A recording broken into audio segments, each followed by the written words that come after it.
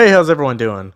This is going to be another installment to the vinyl record collection. These are two new records I got, and here we go. So, first one is Red Hot Chili Peppers' Californication from 1999. I really love the artwork on this album all around, some very flashy colors, very eye-popping artwork. If you walk into a record store, it's definitely going to be one of the first ones you see if it's on display. And this was my favorite Red Hot Chili Peppers album for the longest time until I listened to Stadium Arcadium. That one became my favorite. But either way, I always really wanted to get this one on vinyl as soon as possible. And I knew I saw it in this particular record shop many times in the past, but it was before I had ever listened to the album or even gone through the Red Hot Chili Peppers discography, so I never cared to pick it up. But of course, once I listened to it and I became a huge fan of that particular album and I went to go buy it, I could never find it. So when I finally saw it back in the record shop, I knew I had to get it. And this is the picture disc version. The time before this that I saw it, that they were selling it, it was also the picture disc version. It's been a long time since I saw just the regular vinyl being sold, but unfortunately, I didn't really want the picture disc version. I just wanted the regular, but I'm such a big fan of this album that I just decided I gotta get it any way I can get it at this point. So I decided to pick up this picture disc version, and I just think it's such a hard rocking album, very loud album in a good way. This is arguably their hardest rocking album in my opinion, and my favorite songs on it are Around the World, Parallel Universe, Scar Tissue, Other Side, Californication, Easily, Emmett Remus, and This Velvet Glove. Now, on to the next one. This is Guns N' Roses' Greatest Hits from 2004. Now, this is the first time it's been released on vinyl, and very random.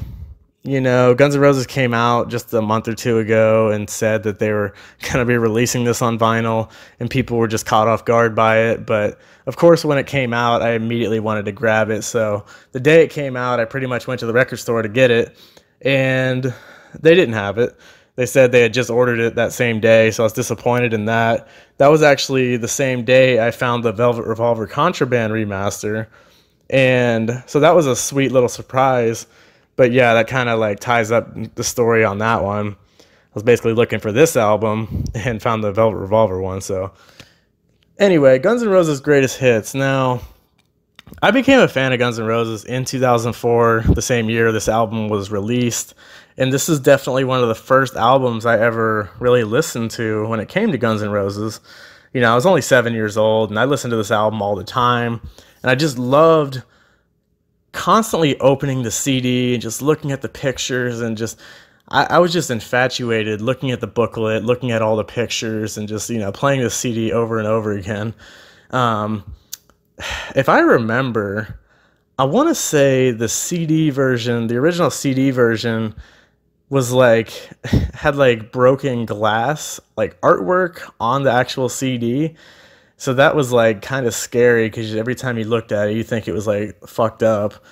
But either way, I love this album for nostalgic purposes, but as a diehard GNR fan, I don't think it's the greatest selection of greatest hits. I feel like they could have done a double album of greatest hits because of how many great songs they have.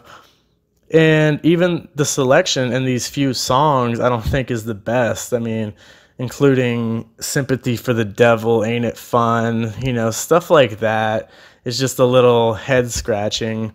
I mean, even songs like Yesterdays and songs like that, it's just a little strange why it would be included in the greatest hits. Now, don't get me wrong, I'm a huge fan of the song Yesterdays, but if you're doing a greatest hits from this album, for this album, you would expect more stuff that was commercially successful rather than a song like Yesterday. This particular album has Shadow of Your Love on it, which wasn't on the original album.